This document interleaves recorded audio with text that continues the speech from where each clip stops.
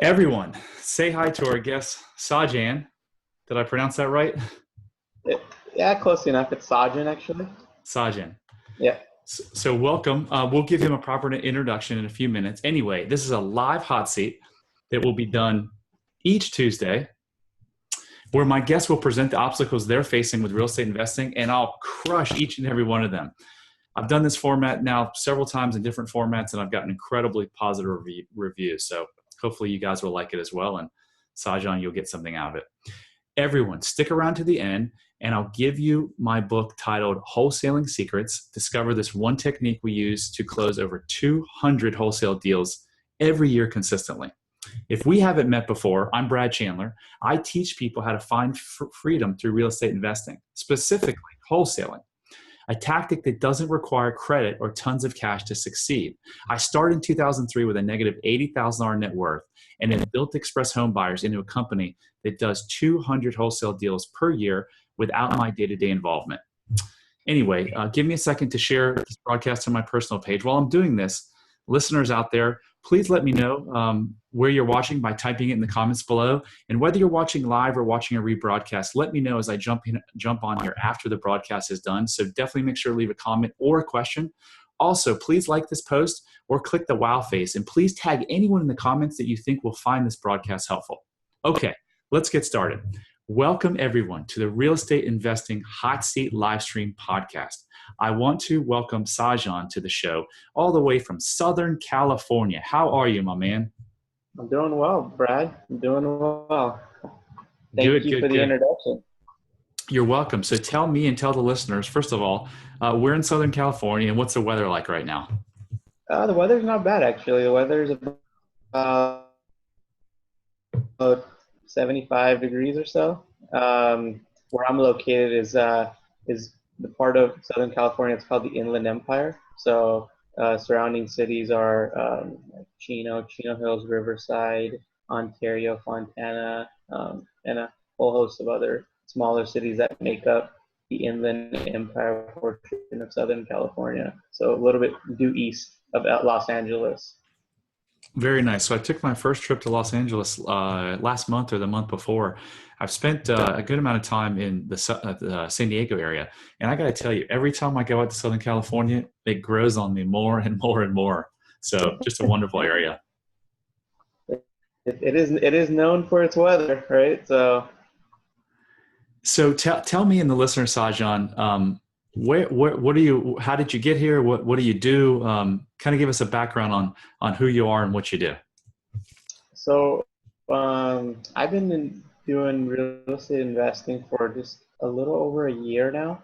I got started because I wanted to create more flexibility and buy back some of my time and have some kind of freedom to spend time with my family, especially my daughter. She's 2.5 years old, so I figured Oh, this is nice.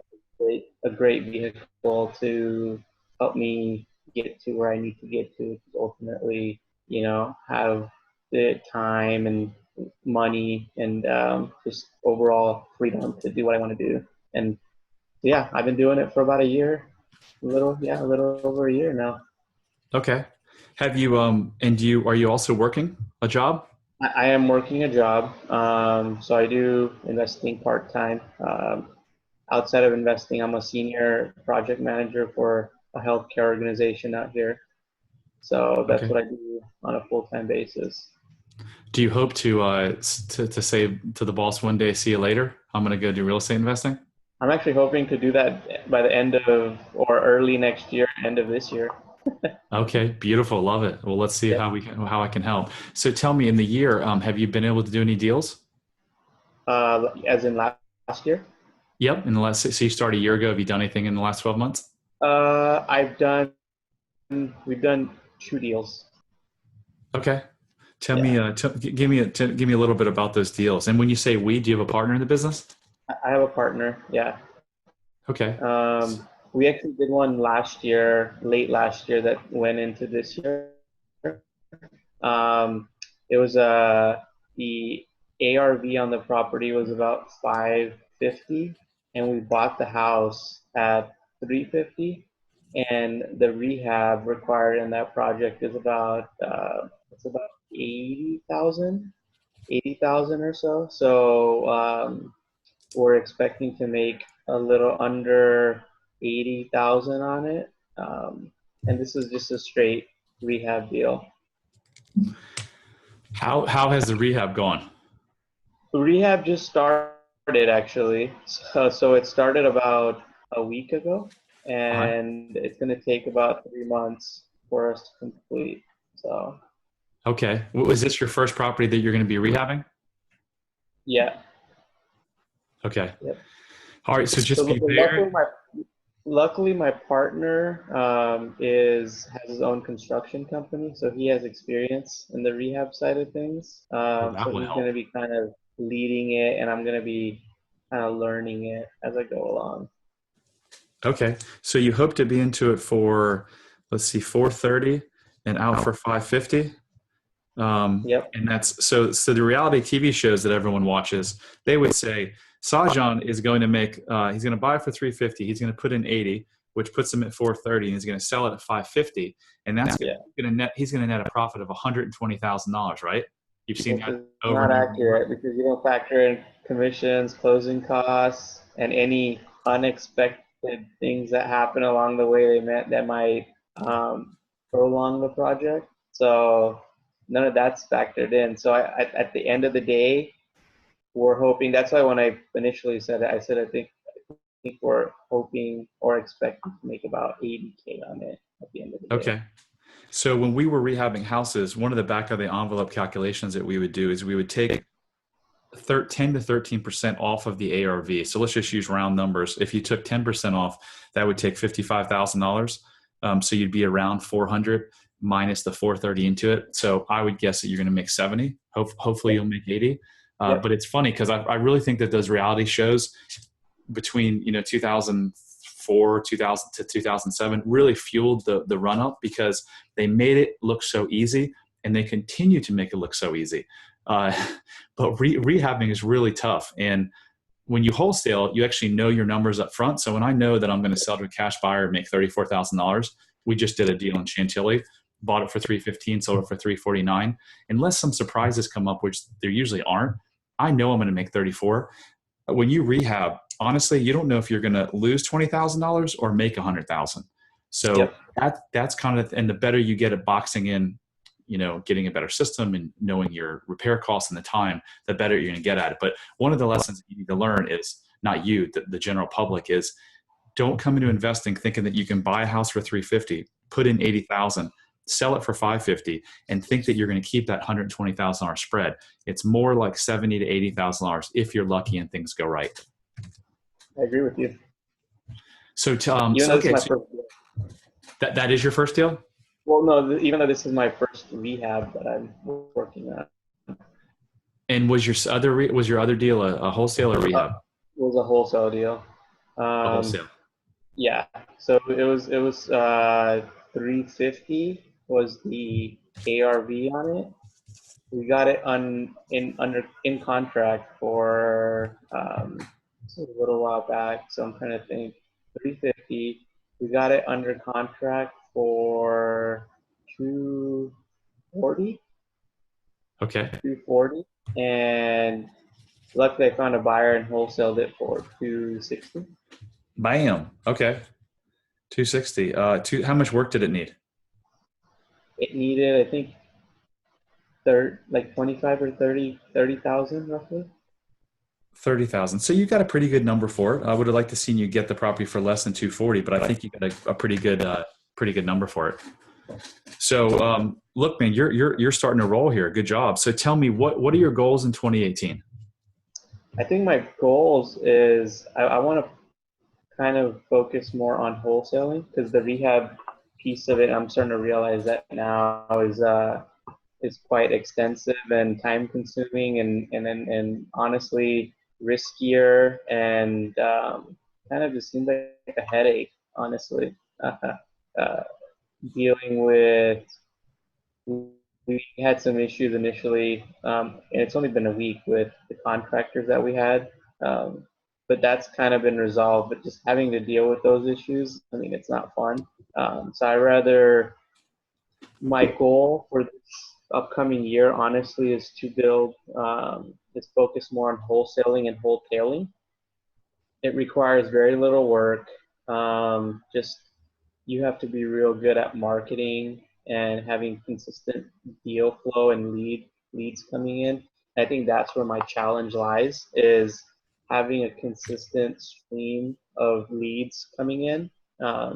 Last year, I'd focused on absentee owners and pre-foreclosures, and I had sent out, I want to say about 3,000 postcards, 3 to 4,000 postcards, and the response rate was just atrocious. It was, I think out of the 3,000 that I sent, I got 15 phone calls, Okay.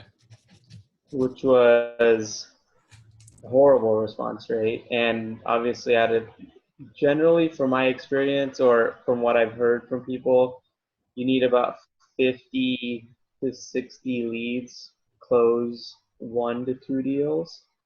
Sometimes it may be a little bit more, but in Southern California, especially with how greedy sellers are, yeah, I think Okay. that's the challenge. So I want to get back to, there's a lot of stuff to unpack. I'm not sure I heard your exact goals, but just hang on one second. So I want to clarify a couple of things. You mentioned the word ARV a couple of times, or the acronym. It stands for after repair value. And that's just what investors think the house will sell for fixed up. You also mentioned wholetailing, which is just a combination of wholesaling and selling retail, which means that you buy a house and you basically just immediately relist it and you don't do any work. You might trash it out, you might throw out paint, but you're not doing the full rehab. Consistent leads, yeah, we'll get to that in a second. We typically find it takes about 35 to 40 leads to close one deal. So if you got 15 phone calls, were those 15 phone calls actually leads? So like 2 of them were actual leads. 2 out of the 15 were actual like workable leads. The rest were not that great. It was just someone calling to see if we can offer retail value for their property, or Okay, even but above market value. they were still people that wanted to sell their house, right? Yeah, I mean, if you mean it in that way, then yeah, people still Okay. wanted to sell their house. So, all right. So let's say that you would have had to send out, so to send 3,000 postcards should cost you roughly about $1,000. And Or I think it was a little bit. I was paying about 54 cents. I think 54 cents. So it's about okay, $1,500. so that's a little high. So, but we'll go with that. So it's $1,500 to get, say, 15 leads. And if it takes you, let's just say it takes you 45 leads, so you would need triple the amount of that, right? So triple the amount of that would be 3,000, would be $4,500. Now you're getting into the realm of what it costs to probably get a deal in Southern California. It probably costs you somewhere between $4,000 and $15,000. However, you just made $80,000 on a deal. So if you spent $12,000 to get an $80,000 deal, would you do that again? Yeah, for sure. Yeah. So that's pretty good. So let's talk about, tell me again, like what exactly do you want to do from a numbers? How many deals do you want to do? And what is the average profit you want to have in 2018? So I want to do 1 deal a month Okay. right now. So 12 deals for the entire year. From a profit standpoint, since I'm trying to focus more on wholesale and wholesale, I want to do average profit about 20,000 per deal, which equates to roughly $250,000 in generated revenue for the entire year. Okay. So that's a good goal. So what do you think is going to keep you? And by the way, the $20,000 wholesale fee for Southern California is low. You should probably be shooting for closer to a $30,000 wholesale fee. Okay. Just knowing your price points, because if you can get it at 70% of after repair value minus repairs, and you can sell it at 80, that's a 10% spread. And I know your average price point out there is in excess of $30,000. So your average wholesale fee could be in the $40,000 range. What? Let me ask you, where do you plan on finding your cash buyers once you get a property under contract? So I have some right now. I have a relationship with a couple different agents who have said they have cash buyers that would be willing to entertain different properties within this specific area or the area surrounding areas of where I'm looking. And I also have I've gone to RIA meetings where I've met a couple individuals who are cash buyers that are looking for properties out in this area. Okay. The sound isn't so great. I'm just seeing if anyone's going to text me saying. Let me just check to see if anyone else is having. Okay. So let me ask you this: when you talk to those agents who have cash buyers, have you asked them what numbers their cash buyers want to buy at in terms of percentage wise? Percentage of what? Percentage of ARV minus repairs. Yeah, so generally in this area, they say 75% minus rehab. Okay, so that's funny because that's what the realtors are telling you because they're looking out. Good for them. They're looking out for their buyers. But Yeah. we routinely sell at 80 to 83 cents of the after repair value minus renovations. And I Okay. know that Southern California is as hot as the DC market, if not hotter. So you can't rely on those people. You simply have to have a realtor give you a list of cash buyers who have sold a property in the last 12 months. And then you call that realtor and you say, hey, I've got a property. I see that you sold the property down the street, 123 Maple Street, to your cash buyer. Would he or she be interested in a property that I have that's deeply discounted? And if so, here's the price. And then you price it at 80 to 83%. And now that's how you get your $20,000 wholesale fee moving closer to the 40,000. Okay. So if I get it So at, and let me just repeat this. So if I get it at, ideally, the objective is to get it at 75% minus rehab and no, then sell it, right? no. Your goal is to get it at 65 to 70% of ARV minus rehab, and then sell it at 80 to 85 cents. Now in Southern California, could it be tough? Could you not get them for 70? Maybe you have to buy at 75. And if you have to buy at 75, then you can sell between 80 and 85. But generally, you want to buy between 60 and 70% of the after repair value minus repairs and sell at 80 to 83, 85%. Okay. So I think the challenge, and I mean, I probably haven't done enough to know if it's a true challenge or not, or this is kind of from what I've heard, is to get it actually at 60 to 70 or 65 to 70% of ARV minus rehab. It can be tough, but we've done it, 2,200 times. Okay. So it can be done. This month we have 29 deals under contract in the DC metro area, Oh, and wow. we shoot for the 70. Sometimes we do have to go up to 75, but generally we try to make offers in the 65 to 70 range. Okay. Okay. So Sajan, tell me, what do you think is going to keep you from reaching your goal of doing 12 wholesale deals? And I'm going to reset your profit number to $30,000 minimum to do $360,000 this year. What are your obstacles keeping you from doing that? I think obstacle wise, it's probably just a large marketing budget, I would say.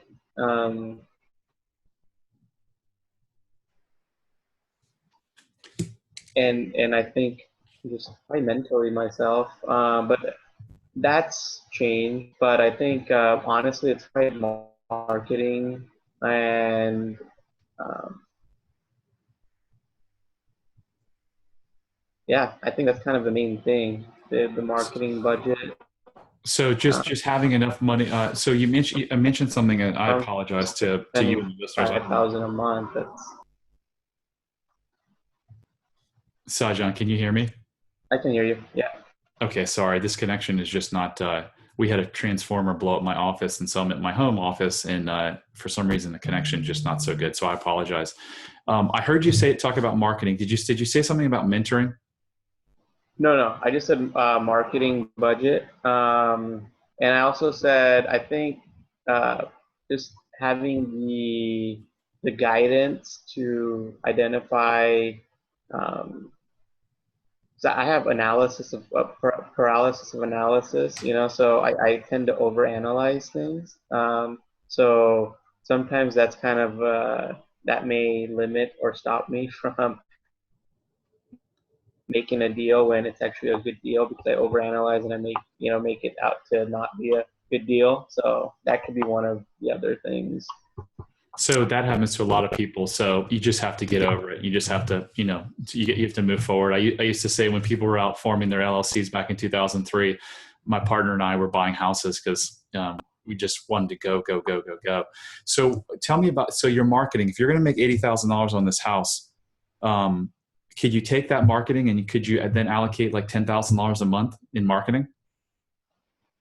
So this is actually between me and my partner, right? So 40,000 roughly for But me. isn't your partner going to be investing in marketing as well? Yeah, but so this is actually only one deal that we're into together. Usually we don't, he's not like a continuous partner with me. This is just one deal. I gotcha. Okay. Yeah. So I think that if you could get to $10,000 a month, that would probably get you the one deal. You would hopefully get a wholesale fee in the $30,000 range. So that would give you a 3-to-1 return on your marketing spend. If you did that, I think you'd make a couple $100,000 a year. So let's talk about what marketing are you currently doing? So currently I am doing just direct mail, but I'm looking into doing text messaging. Okay. And cold calling. Okay. And with the direct mail, how many are you sending out? Are you sending out 3,000 a month, or are you not consistent? No, I'm not consistent. I used to send that. And then because I saw the horrible response rates, I dropped it down, and I'm kind of trying to focus more so on just building a better list, to say. Okay. And that's kind of, and so I'm pretty much sending out right now. I want to say I'm sending out about 1,000 per month. Okay. So if you're going to slow down on direct mail, and I know direct mail is competitive, it doesn't mean it doesn't work, because we still mail out about 200,000 postcards a month, and it works. If you're going to shift away from direct mail, you really got to go towards, like you said, cold calling, texting, and online. So are you doing anything with your website? Is it like SEO or anything like that? Yeah, or pay-per-click or anything like that? No, nothing. Right. Okay. We did. So we actually tried PPC. I want to say about 6 months ago. We were spending about 3,500, and we got nothing out of it. So we did that for about 3 months, and Wow. yeah. Where did you find the provider to do that? For the PPC? Yeah. So we used we tried doing we did research, and we tried doing it ourselves. So me and my other partner that actually tried doing it, we tried building it ourselves and running it ourselves. But the platform that we were using for our website at the time was OnCarrot. Yeah. And yeah, that's what it was. Okay. So you're not renovating your house. You're not doing the manual labor on the house, right? For what? For the house that you're flipping, the $80,000 profit? Oh, no. Because you're not an expert, right? Yeah. So PPC, you definitely should. You should definitely hire an expert. So let's. I want to take a brief pause to tell something really cool about what I'm offering a select number of people, and then after we show that, I'm going to jump into your website and we'll take a look, and I'll ask you some more questions. So let me share my screen real quick. Okay. And let me know if you can see it. Yep. Okay. So we are going to go to.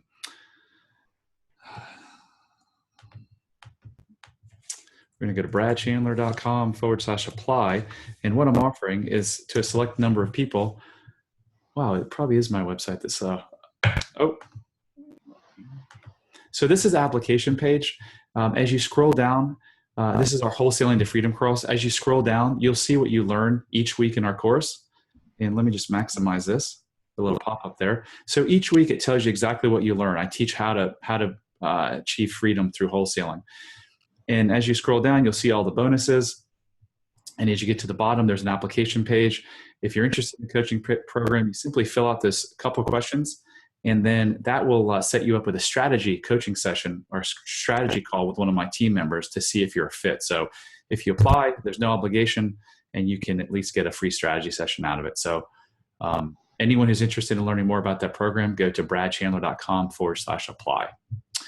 All right, let's take a look at your website. So this obviously, Sajan, is not a Carrot website. What happened to your Carrot website? So we had stopped, we actually stopped using on Carrot, and that's what happened to it. So I had this other site that I was primarily using prior to that. And so this is what I have now. Okay, so but what was the reason that you stopped the Carrot site? I think even through some of our SEO efforts, we weren't getting anything from it. So I think that's why we stopped it. Okay, so I think that was a big mistake on several fronts. This website seems to be very dated. It doesn't really, there's three things a website should do. It should say exactly in 5 seconds, it should answer what you do, what's the benefit, and how they contact you. So imagine putting tons of cash in your pocket within 48 hours. I buy a house in any condition. So you kind of tell what you do there. I certainly don't see any benefits. And then how I contact you, there's a little number buried at the bottom of here. So this website is not set up for conversion rate optimization. It's really not set up to convert at all. Okay. And I checked out your frequently asked questions, and it's really, really weird how you have a bunch of information about realty and wholesaling. So if I'm a seller and I come read this, I'm going to be like, what the hell is this guy talking about? So it just, I would highly, highly urge you to, do you plan on being in the business for the long haul, or is this just a couple year thing? No, long haul.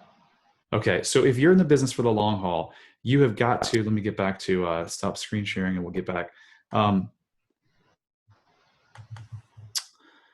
Oh boy. Okay. Let me figure out how to get back here. Stop screen share. There we go.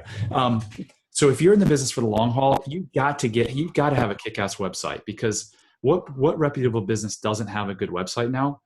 I'm concerned that the pay-per-click wasn't about the site. It might've been that you guys weren't managing it properly. So we like pay-per-click and online, both SEO and pay-per-click.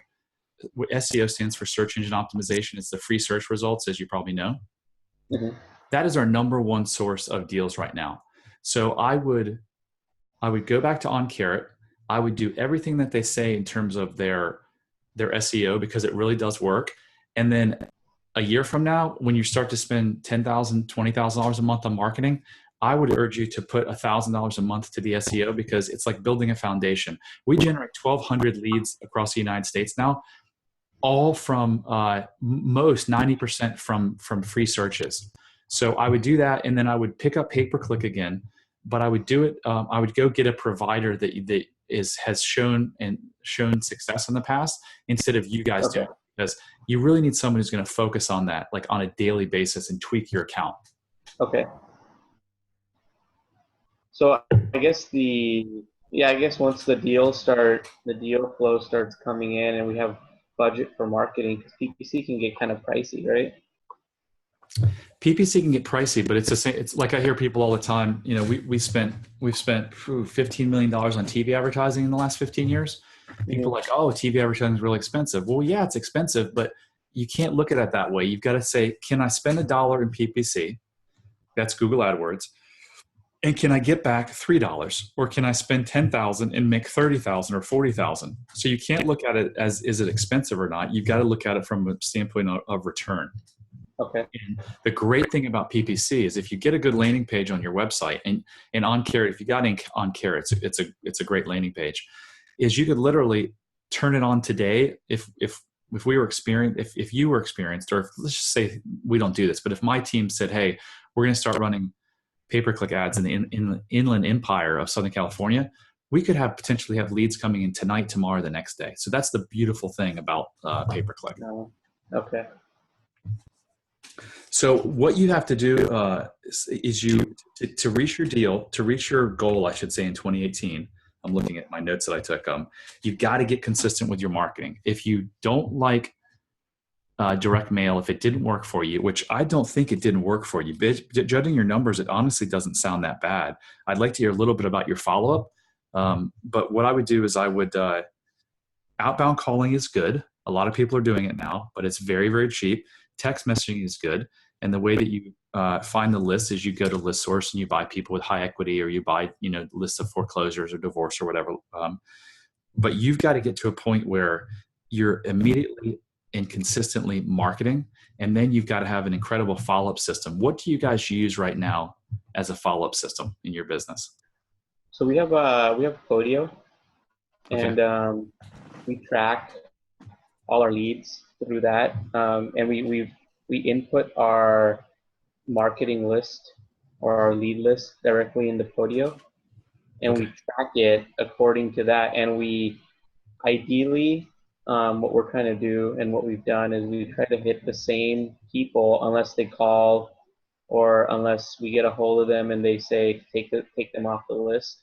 We try to hit them at least for six consecutive months.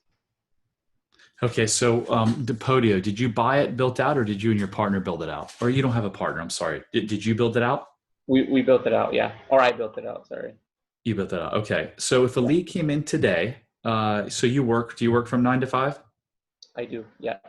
So if someone calls you off a postcard, let's say tomorrow is Wednesday, they call you at 10 o'clock a.m. your time, where does the phone ring? So I use CallRail right now. So I have it it rings simultaneously on my phone and two of my other I guess you want to say when I do deals with them from time to time, it rings on their phone as well. So whoever's able to answers the phone, and generally one of us is able to answer. Okay, that's great. That's great that someone's answering live. Let's just say that they don't answer and it goes to voicemail. When would that person be called back? We've made it a point to generally call that person back within at least an hour. Okay. So as you grow the business, you're going to want to get that down to minutes and not hours, literally under 5 minutes. Okay. And then how much do you follow up in the first week? If you haven't contacted them, how much follow-up do you do in the first week? If we haven't followed back up after their initial call, is that what you're saying? Yes. Like if you just haven't contacted them and said, hey, you haven't had the conversation with them about their needs in their house and what they're looking for. So I try to do it at least I want to say every day. Okay. Yeah, at least once a day.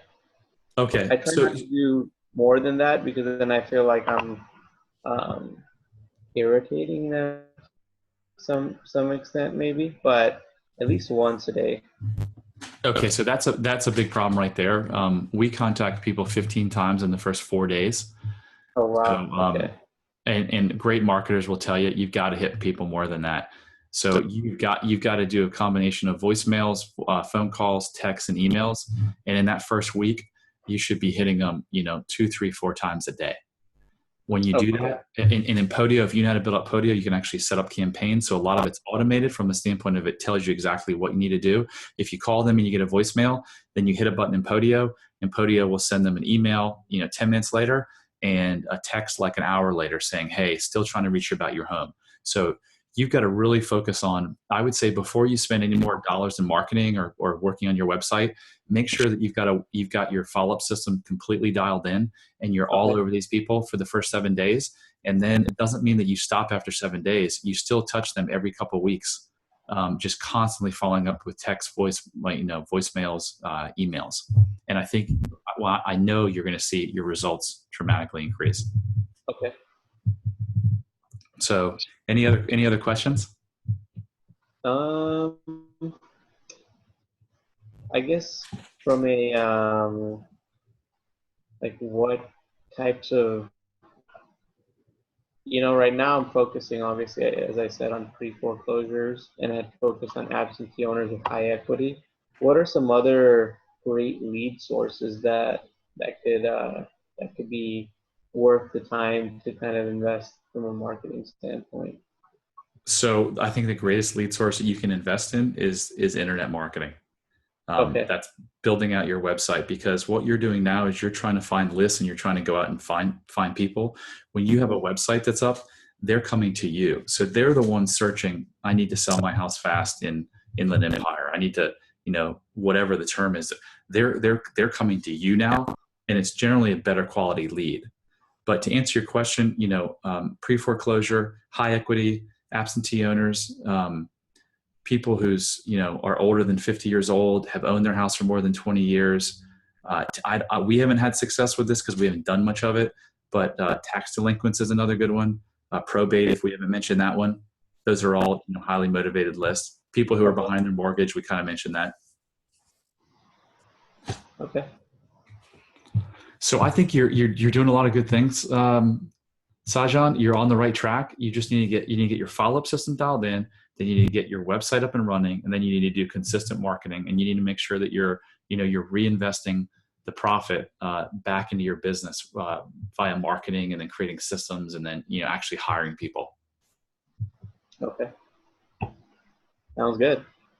All right. I think I just need to get more streamlined and really break down the process in terms of what I need to do and what needs to be done on a daily basis, pretty much.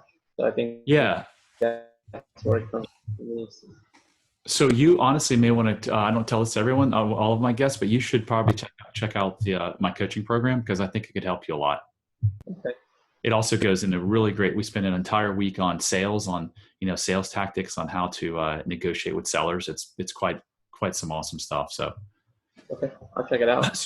So I hope that was helpful. Thanks for sticking around, everyone, to the end. As I mentioned, to get my free book, Wholesaling Secrets, discover this one technique we use to close over 200 wholesale deals every year consistently. Text the word INVEST, INVEST, to 855-999-1616. Thanks so much, Sajan, for being a guest on the show. And this concludes our show for today. Thank you very much. If anyone in the audience has questions, I'm happy to stick around to answer them. Just type them in the comments below. Again, whether you're watching live or watching a rebroadcast, just please ask your questions and tell me where you're from, as I'll come back after. If you happen to listen to this on a rebroadcast, I'll come back after and address all of your questions. So I'm going to go check and see if we got any questions coming in. A lot of times they come later. So, and Sajan, if you have any other last questions, we can answer those as well. I think you kind of walked through a lot of that. So. Okay. Well, I will. Well, let me ask you one question, Brad. Before. Sure. So say, this is kind of hypothetically speaking, for someone that doesn't have a large marketing budget to start with, what do you recommend? So I go over this in amazing detail. I actually have a spreadsheet in my coaching program where you can put in an amount and I can tell you exactly what you should be spending. Are you talking about where you want to spend a couple, $2,000-$3,000 a month? Yeah. So say I only want to, right now, with what's going on, I don't want to spend like about $1,500 a month. So I would definitely get your Investor Carrot site back up and running. And I know you know how to find them, but if anyone else out there, just go to bradchandler.com/CRM, and that will direct you to their page. I would definitely spend the $100 a month, or 50. They've got packages from 50 to 100. I definitely do that. I tell all investors that. It doesn't cost you any money to listen to their videos and do the SEO training. So I would do that. I would continue to do direct mail after you've built out your follow-up system, because your numbers aren't that bad on direct mail. And then the other really cheap thing is bandit signs. So that's one thing, bandit signs, that we buy houses signs that you would put out at intersections and whatnot. Just make sure that you check your laws with your local municipalities. But when I started and I had a negative $80,000 net worth and I only had $100 a month marketing budget, I went out and bought these signs that were about yay big, that were super yellow. They were magnets, and they said, "We buy houses," and a phone number. And I put those in my car. I started that in 2002. So I would definitely do that. Do you look a little silly? Yeah. But would you look a little silly to make $80,000? Sure, I would. Awesome. Awesome, man. Well, fantastic speaking with you. Let's keep in touch, and hopefully I'll have you back in a couple months or a year, and you'll tell me all the success that you're having. You got it. Appreciate it. All right, man. Keep rocking and rolling. Awesome. Thanks a lot, Brad. Bye.